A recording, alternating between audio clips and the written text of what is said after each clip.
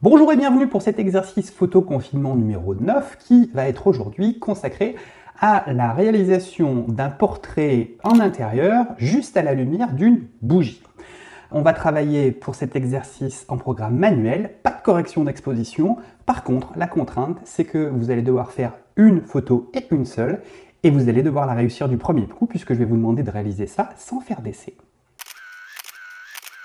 Exercice photo confinement numéro 9, peut-être l'avant-dernier exercice photo confinement, consacré aujourd'hui à la photographie de portrait à la lumière de la bougie. Donc juste une bougie.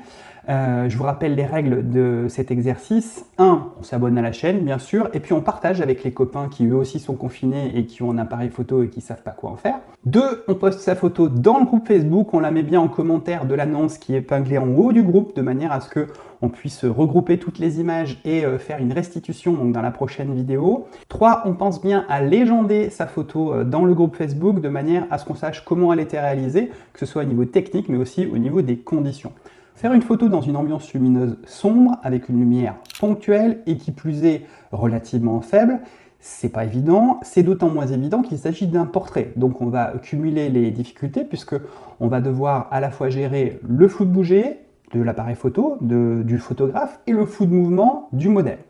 Si vraiment vous n'avez pas de modèle sous la main, si vous êtes confiné tout seul, n'hésitez pas à photographier une figurine ou un objet. En remplacement, vous pouvez tout aussi bien faire cet exercice avec un objet plutôt qu'avec un modèle. Ça vous facilitera d'ailleurs beaucoup les choses. Mais là, l'idée, c'est d'essayer de s'amuser à essayer de faire un portrait d'une vraie personne. Le premier problème qu'on va rencontrer, c'est le risque de surexposition.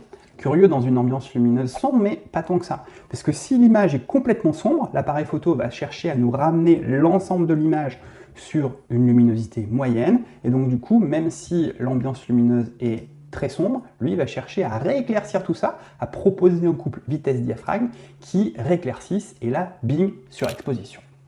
Après, on peut se dire, pour aller mesurer précisément la lumière, plutôt que mesurer sur l'ensemble de l'image, on peut utiliser une mesure spot. Et là aussi, ça peut être un petit peu casse-gueule, parce que la mesure spot est certes précise, mais pas forcément à ce point. Si la lumière est positionnée de manière légèrement contre-jour par rapport au modèle, j'entends par là que, là par exemple sur ce portrait, on voit que ce qui est éclairé, c'est la partie la plus éloignée du visage, c'est vraiment cette partie-là que je voulais exposer correctement, et garder un peu d'ombre sur la partie du visage qui est proche du spectateur. Là, pour le coup, il s'agit d'aller mesurer sur une partie qui est tellement mince, tellement fine, que même le spot risque de s'y tromper. Le moindre tremblement va faire que vous allez mesurer à côté. Donc, il va falloir ruser. Autre souci dont j'ai déjà commencé à vous parler tout à l'heure, c'est que même si vous arrivez à avoir une exposition qui globalement est plutôt pas mal sur le sujet, vous risquez d'avoir un couple vitesse-diaphragme qui soit, même avec un diaphragme très ouvert, avec une vitesse qui va être très très lente. Et du coup, si vous bougez, flou de bouger, la question ne se posera pas si vous photographiez un objet, puisque vous pourrez vous mettre sur le trépied, mais aussi si votre sujet bouge, flou de mouvement. Là, on voit qu'elle a bougé la tête. Je vais un peu demander de bouger la tête pendant la prise de vue pour vous faire cette photo-là. Elle a bougé la tête, et du coup, les parties fixes, comme les mains, sont à peu près nettes, mais les parties en mouvement, comme le visage, sont complètement floues. Si vous n'avez pas de bougie sous la main, vous pouvez également utiliser la lumière d'un téléphone portable. L'avantage, c'est que vous pourrez vous amuser à changer la couleur de l'écran pour obtenir un rendu un peu différent sur le visage du modèle. Ou encore, une lampe de chevet, qui marche très très bien, lampe de chevet ou lampe de bureau. Ça peut marcher aussi. Ça nous rappelle d'ailleurs l'exercice. C'est une photo qui est tirée de l'exercice qu'on a réalisé sur le challenge photo 7 jours, donc pour apprendre à bien exposer ses photos. Dans tous les cas, et surtout si vous utilisez une bougie, je vous demanderai de faire attention et de ne pas faire brûler la maison. On va passer au réglage technique, donc je rappelle que si vous avez besoin de précision sur les réglages de base en photographie, j'ai une série de vidéos qui se trouve sur mon site internet, je vous mets le lien par ici pour vous inscrire et dans la description de la vidéo. Alors, quelques petites astuces avant de commencer pour pouvoir réussir cette prise de vue. La première, c'est au niveau du matériel à utiliser. Forcément, on va faire avec ce qu'on a sous la main. Si vous avez un objectif à grande ouverture, f2.8 ou moins, utilisez-le. L'idéal, ça va être d'utiliser les optiques fixes à grande ouverture du type 50 mm f1.8 ou f1.4 qui vous permettront de travailler dans des ambiances lumineuses relativement faibles. Attention quand même, quand vous allez descendre au-dessous de f1.8, vous allez avoir une profondeur de champ qui va être tellement faible que vous risquez d'avoir une partie du visage du modèle qui va être nette et l'autre floue. Donc faites bien attention, dans ce cas-là, à essayer de garder le visage du modèle enfin en tout cas les yeux assez parallèles à l'objectif pour que vous n'ayez pas un œil net, un autre flou. Sinon, vous risquez d'avoir une profondeur de champ qui sera tellement faible que le premier œil sera net et le deuxième sera flou. Après, si le modèle a une partie du visage éclairée et l'autre dans l'ombre, c'est pas gênant, vous faites la mise au point sur l'œil qui sera éclairé. Mais dans tous les cas, ce qu'on va chercher à faire, c'est d'avoir une grande ouverture de diaphragme pour pouvoir faire rentrer beaucoup de lumière. Donc si vous avez un objectif qui zoome et qui donc a une ouverture qui est variable, au grand angle, vous aurez toujours une plus grande ouverture que quand vous zoomez sur les objectifs à ouverture variable.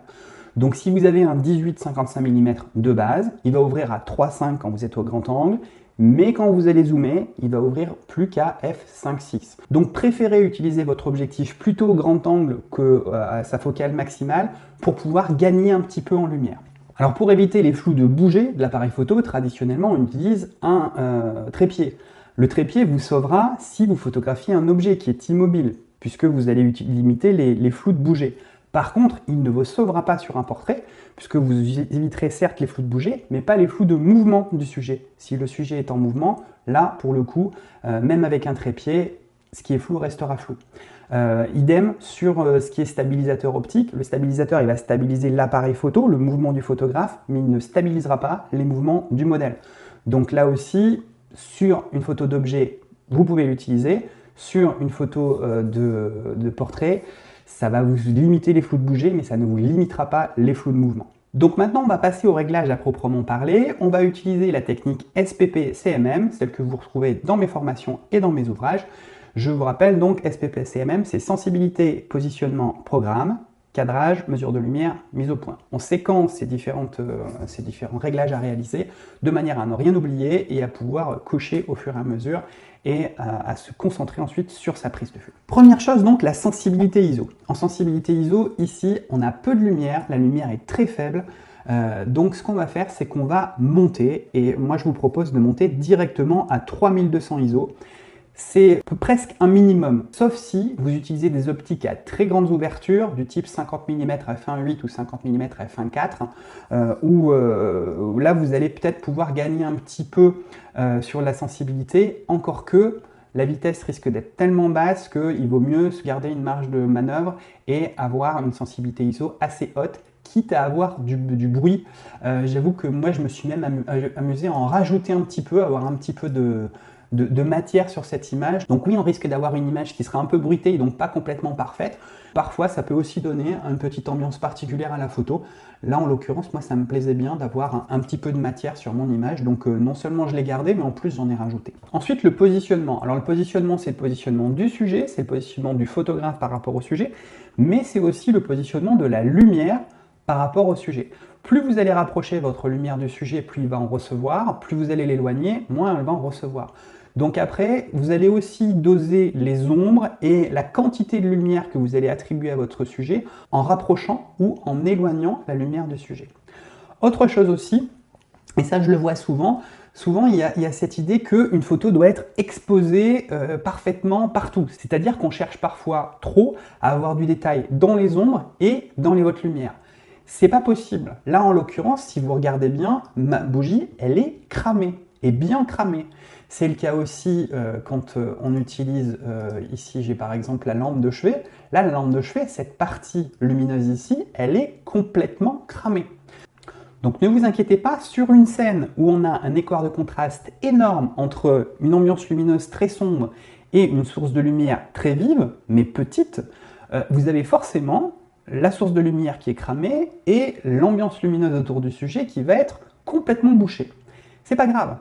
On est dans un jeu d'ombre et de lumière. La seule et unique chose qu'on doit chercher à exposer correctement, c'est la partie lumineuse de notre modèle. Quitte à lui garder des ombres aussi sur le visage, c'est pas grave, ça fait partie du jeu. On va jouer sur le modelé justement. Si vous cherchez à tout rééclairer, vous allez péter votre ambiance et en fait, vous allez passer à côté du sujet. Donc gardez ces imperfections, car c'est de ces imperfections qu'on va pouvoir créer une image originale.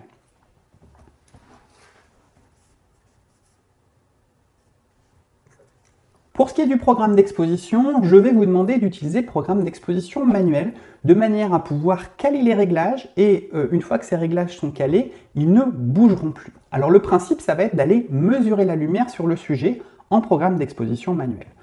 Pour cela, ce qu'on va faire, c'est qu'on va aller s'approcher du sujet. Ici, on a vu que si je faisais une mesure globale, je risquais d'être surexposé puisque l'appareil photo va mesurer sur l'ensemble de l'image. Si je fais une mesure spot, je risque de ne pas être assez précis. Donc ce qu'on va faire, c'est qu'on va certes utiliser une mesure spot, mais en plus en se rapprochant et en allant mesurer la lumière à l'endroit le plus lumineux que l'on veut exposer sur le modèle.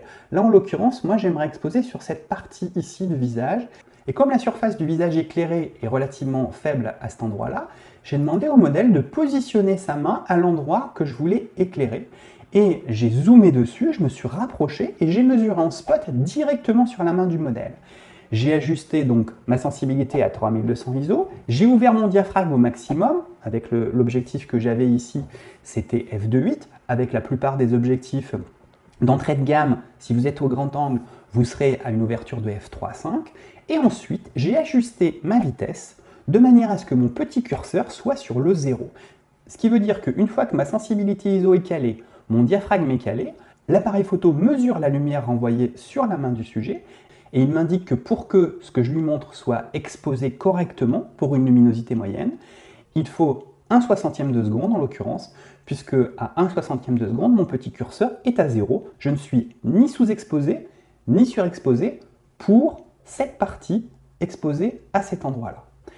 Mes réglages sont mémorisés, et du coup, je peux me reculer et faire ma photo sans rien toucher, puisque mes réglages ont été calés pour la petite partie exposée à la lumière comme je le souhaite. Et là, on revient à son point de départ, on refait son cadrage, on fait la mise au point et on déclenche. Si jamais vous avez des difficultés pour faire la mise au point, débrayez l'autofocus pour faire la mise au point en manuel, ou alors utilisez juste le collimateur central et faites la mise au point sur la partie la plus lumineuse. Essayez d'accrocher le collimateur à un endroit où le capteur va trouver un petit contraste. C'est-à-dire que si vous essayez de faire la mise au point sur un aplat de noir comme ici, ça ne va pas fonctionner parce que l'autofocus ne va pas trouver de point d'accroche pour pouvoir faire sa mise au point. Donc allez bien essayer d'aller faire la mise au point à un endroit où vous pouvez trouver du détail, quitte à bloquer votre mise au point et ensuite à recadrer pour pouvoir finaliser votre cadrage et faire votre photo. À vous de jouer maintenant et à réaliser ce portrait à la lumière de la bougie. On se retrouve dans le groupe Facebook pour échanger sur vos contributions et la semaine prochaine pour la restitution de toutes les images qui auront été réalisées dans le cadre de cet exercice. À bientôt, bonne semaine, bonne photo.